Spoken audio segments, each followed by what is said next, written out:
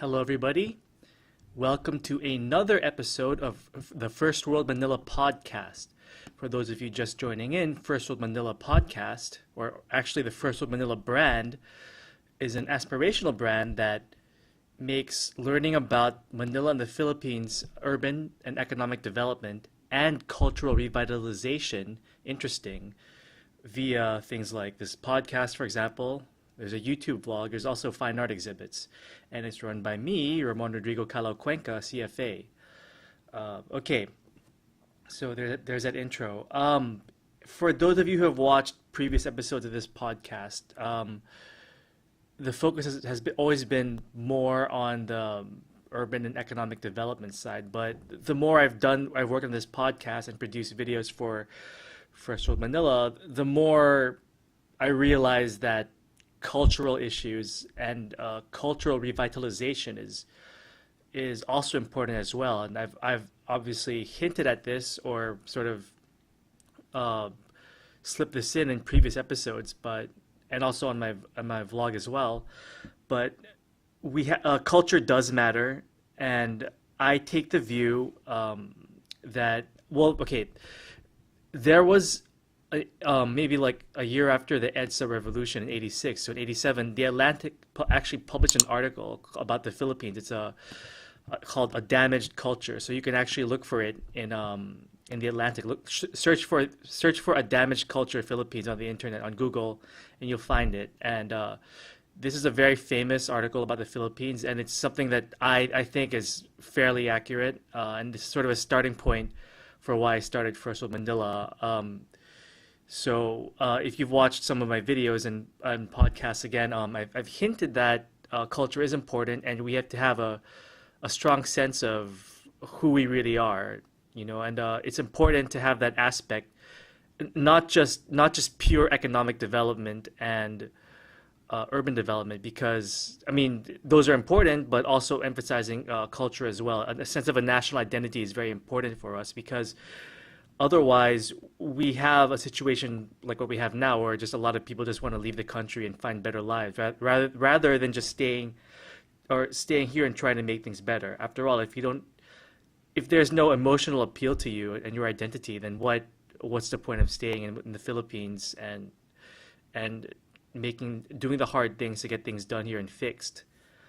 Rather than just go abroad and find a job and just send money back, which is obviously the case for a lot of people right now. So cultural revitalization is just as important for this podcast as learning about economic and urban development in Manila and the Philippines. So that's something. Culture is something I want to address in several podcasts, including this particular episode. So you'll see it kind of mixed in with all the other episodes about the latest news on our economy or infrastructure. And I say revitalization because, in my view, if you've seen my artwork and some of my other videos, or even or listen to earlier podcasts, you'll know that I do have a very specific vision, of where Manila and the Philippines could be.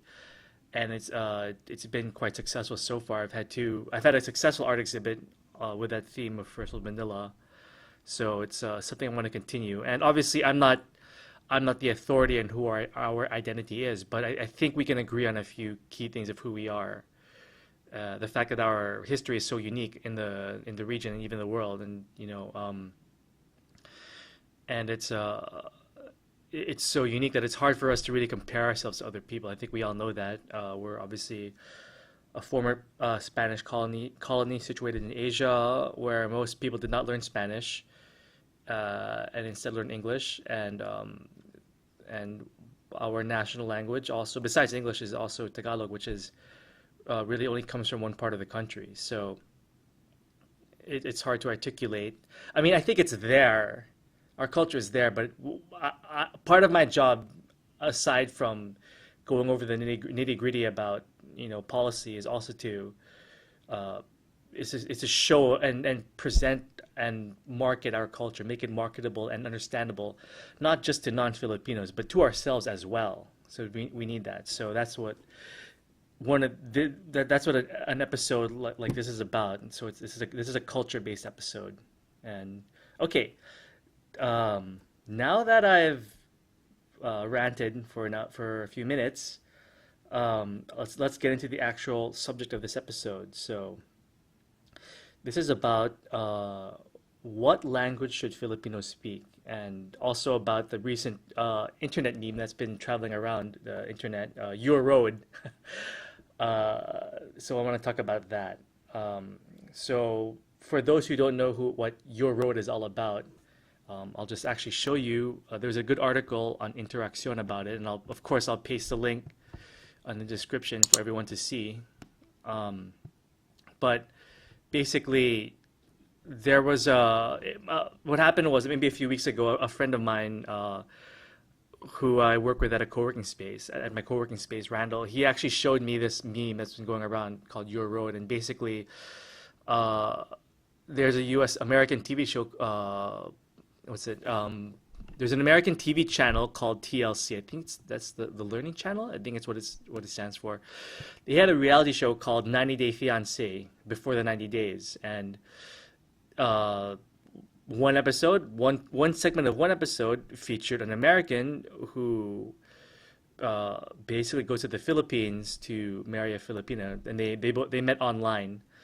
And if you can see, neither the American and this Filipina in question are. If you watch the actual footage, they're probably from more humble backgrounds, and obviously it's a reality show, so you can't have they're there.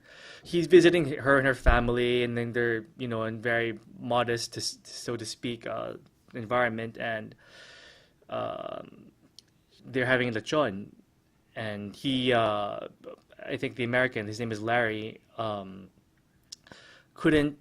he was not used to eating a live pig, so it's something that he could not do, and his fiancée, the Filipina, Jenny is her name, basically pulls him aside and says, "You're road." So instead of "you're rude," which is the proper pronunciation, she says, "You're road." So a lot of people, the internet found it funny, so it circulated. It obviously appeased Filipino internet culture, netizens around. And it's been around for a couple of weeks. I know I'm late to jump into the bandwagon. Sorry, bandwagon. Yeah, her accent's affecting my accent too. The bandwagon, but it is something I want to talk about because it's sort of like the fact that this whole segment went viral and a lot of people were kind of mocking her accent is you can see here there's Twitter and I mean, I'm sure for everyone who's listening audio only, on the recorded video I'm actually showing people some tweets and memes. Kenan Road, Rocky Road, Your Road. Okay, that was pretty good, but yeah. Okay, it's people. I mean, here's the thing. People who, the fact that this clip was picked up and a lot of people found it funny, and some people were mocking Jenny and her accent. The fact that it's gotten a lot of attention is sort of it kind of says a lot about our culture. And I do admit that it's funny. I mean, I'm not gonna lie, it is. But at the same time, as others have pointed out fairly, that why would you laugh at someone because of her accent? If this was another person from another country trying to speak English, we wouldn't laugh at her accent. But because this woman Jenny is obviously poor, and she can't speak English as well as some of us, people find it funny. But the underlying message, I mean, you and I both know where this is going. The underlying message is that people think because maybe I think the view is that she's stupid because she can't speak, because her accent when she speaks English is so thick.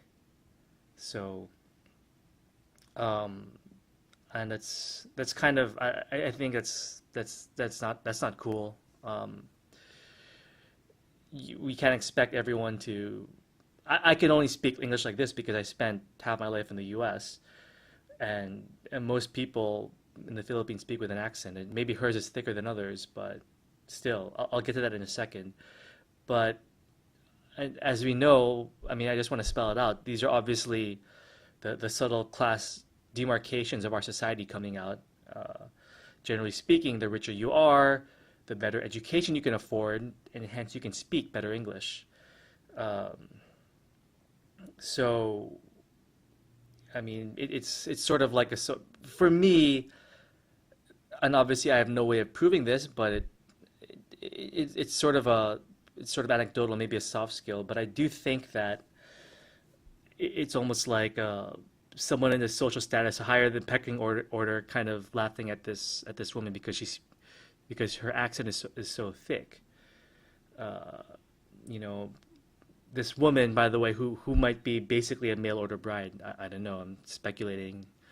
Uh, so it's interesting though, like because for me, because again I spent half my life in the U.S. and American English is my first language.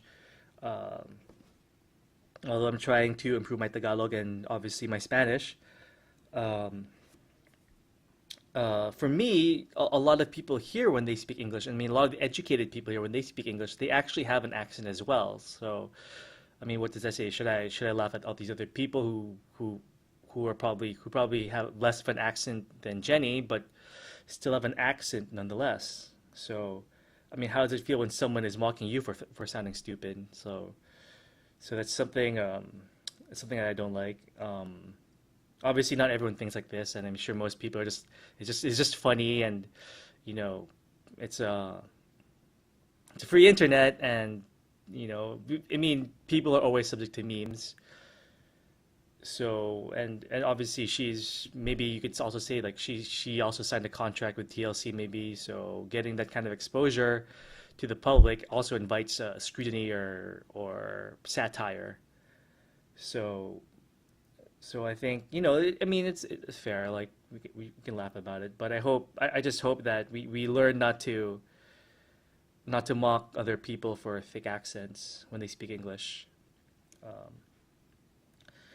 Um, I think obviously one long-term solution to this problem would be to make uh, to make quality education available for all. I know that sounds very airy-fairy and not realistic, but I generally see that as a positive. Of course, there's a huge gap between theory and practice. How would that actually happen? How would we get quality education or available and affordable to all? But I think the problems like this are solved by structural solutions like affordable quality education for people. And maybe we could do something with the internet. The internet is. I remember reading maybe a few years ago this article that globally speaking, the education industry is very slow to adapt change. And obviously, if you've seen all of my other work, I also run a brand called Art and Finance, which is obviously about global financial and economic and business literacy. I generally think that globally the education system has to be reformed. I mean, for me, it's a lot of it is still stuck in the 19th century and not the 20th, the 19th century, and it has not really evolved with the times. And I hope that with adapting technology to use with education, I'm sure people are doing that. That maybe better, higher quality education will be available to all, or at least, or even other things too. Maybe like providing better training to teachers. I don't know. I'm just thinking out loud here. But I hope things like more of that kind of stuff happens. Obviously, a few years ago there was all the hubbub about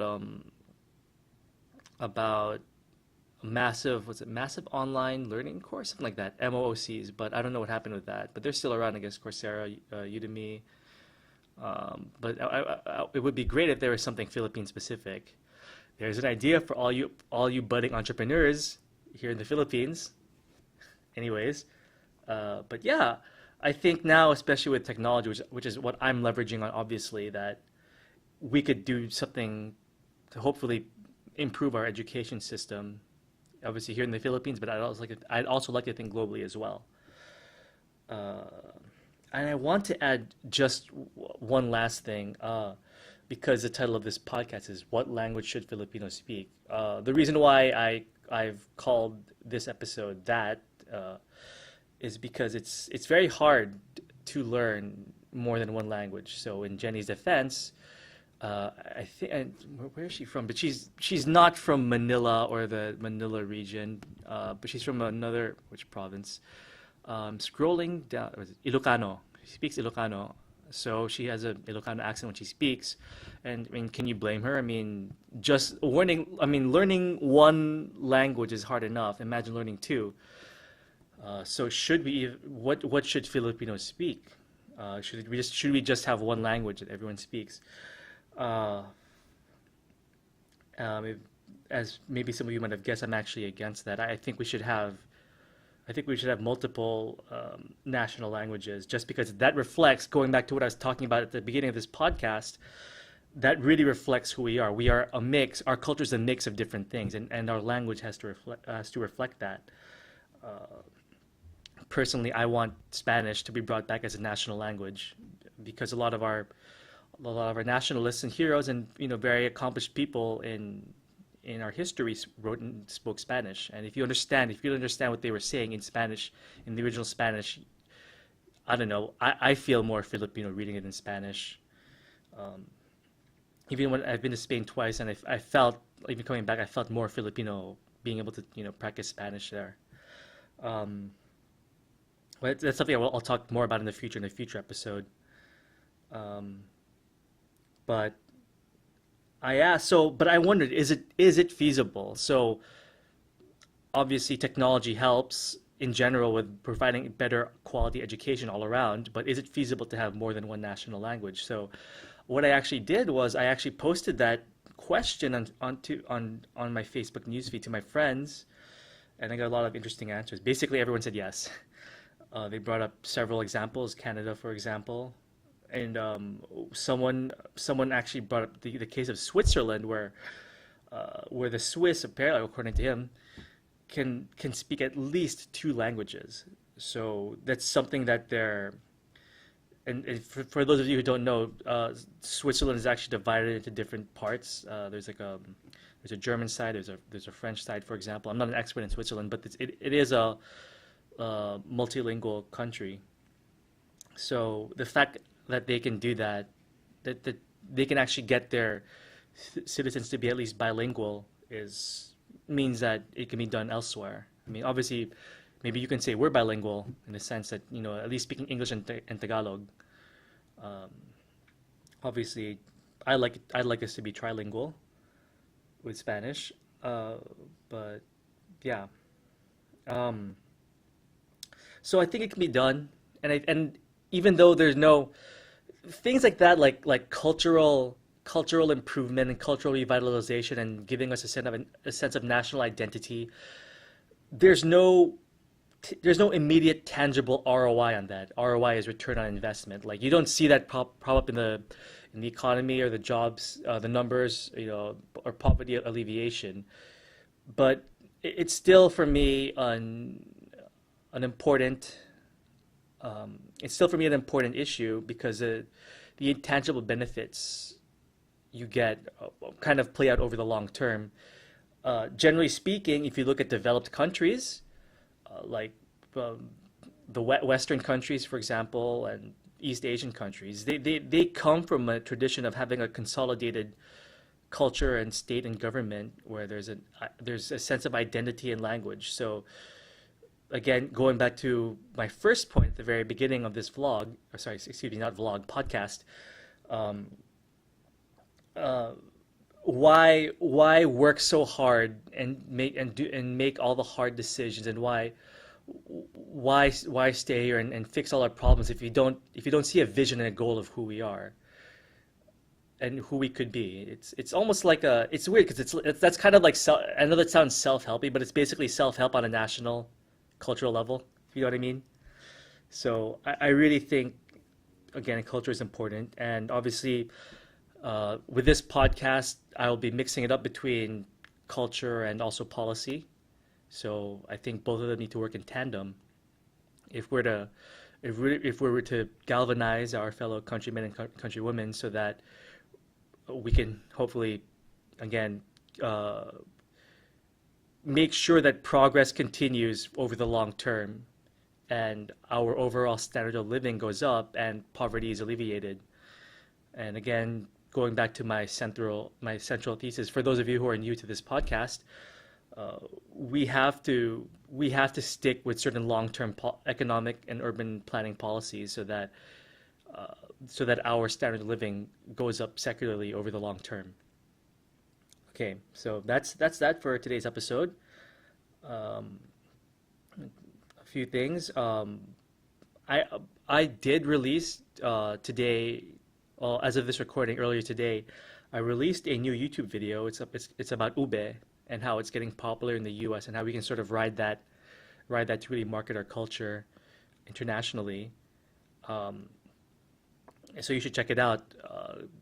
I'll leave a link in the description of this podcast as well. So please do check it out and support. Also, my artwork is there, so I like to tell you it's visually appealing as well. Lastly, okay, today's episode's Tagalog Espanol vocabulary. Let's start with the basics. Okay, so I don't want to. What is this? Podcast number 5. So let's start building a foundation for our Spanish, starting with the most basic stuff. And then later on, as this podcast continues over the longer term, we can add more and more complex stuff in sentences. But let's start with the very, very basic stuff. So today's Spanish word is yo. That's ako, yo. Some countries it's yo, but yo, yo, ako, yo, ako, me, I, yo, ako. Okay, and that's it for this episode. Have a great day, everyone, and I'll see you next week.